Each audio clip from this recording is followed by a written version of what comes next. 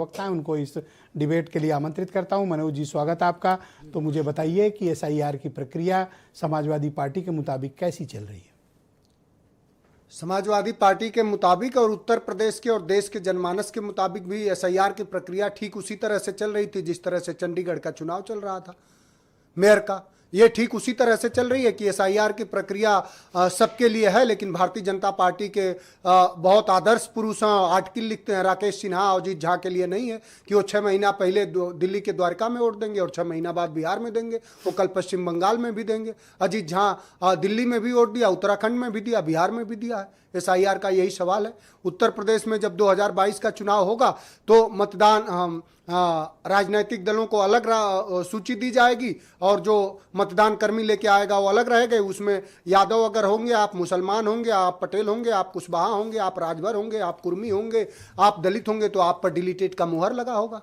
इसी तरह की एसआईआर की प्रक्रिया है। वो वही बात है कि लश्कर भी तुम्हारा है, सरदार भी तुम्हारा है, तुम झूठ को सच लिख दो, अखबार भी तुम्हारा है। यही एसआईआर की प्रक्रिया है, यही नरेंद्र मोदी का और भारतीय जनता पार्टी का पूरा विमर्श है। तो अच्छा, आपको फील्ड से किस तरह की कंप्लेंट्स आ रही हैं?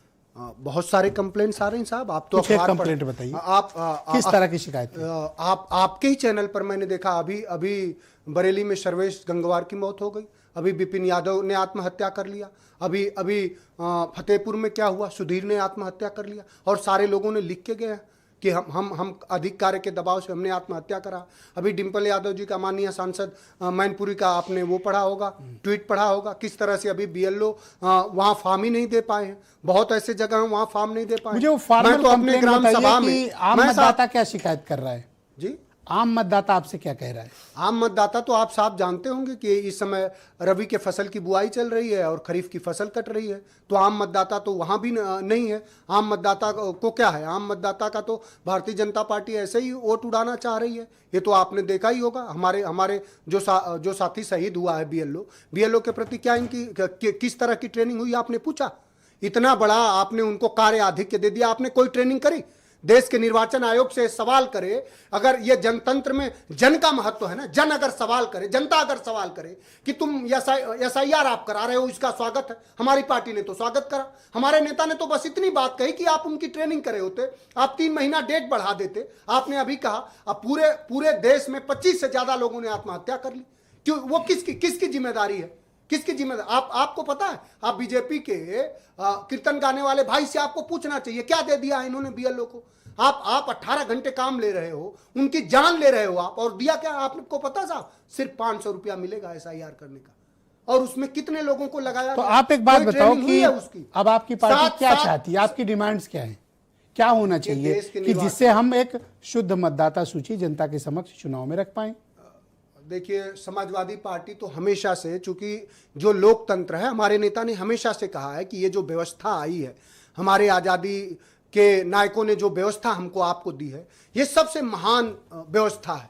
इसमें सबके प्रति जो संविधान में हम जो चाहते हैं ना, जो संविधान के प्रस्तावना में एक शब्द है साहब, प्रतिष्ठा और अवसर की समता, वही हम चाहते हैं कि इसमें प्रतिष्ठा और अवसर की समता हो, सबको तो आपके मुताबिक इस सूची बनाने में भेदभाव हो रहा है? बिल्कुल, सूची बनाने में भेदभाव हो रहा है। हम तो आपको आरोप लगा रहे हैं और उसका प्रमाण देंगे कि भारतीय जनता पार्टी के बहुत सारे एजेंट को, जो हमारे बूथ के एजेंट होते हैं, बीएलओ और राजनीतिक दल के एजेंट होते हैं, हमारे पास एजेंटों की पूरी सूची है। हमारे कम से कम अपने जनपद की तो है। तो भारतीय कैसी सूची है? आपकी अपनी सूची है? हाँ, हमारे एजेंटों की सूची है।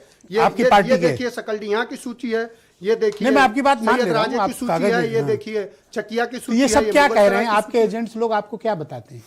यही मैं पूछ रहा हूं। हमारा जो एजेंट होता है वो क्या कहता है आपसे? वो सहयोग करता। हमारा एजेंट सहयोग करने के लिए बनाया जाता, क्योंकि राजनीतिक दल का ही काम, जो लोकतंत्र है वो राजनीतिक दल के लोग ही चुनाव। Thank you sir. तो हमारी फिर वाजिब मांग सुन लीजिए। कम से कम देश के निर्वाचन आयोग से हमारी मांग है कि इसका कम से कम 3 महीने और डेट बढ़ाया जाए, इसको पूरी तरह से पारदर्शिता करा जाए, ये सुनिश्चित करा जाए कि उत्तर प्रदेश के 15 करोड़ 82 लाख मतदाता में से कोई ऐसा किसी का भी वोट बनने से कोई वंचित न रह जाए, और इसको निष्पक्षता के आधार पर दूसरे चरण में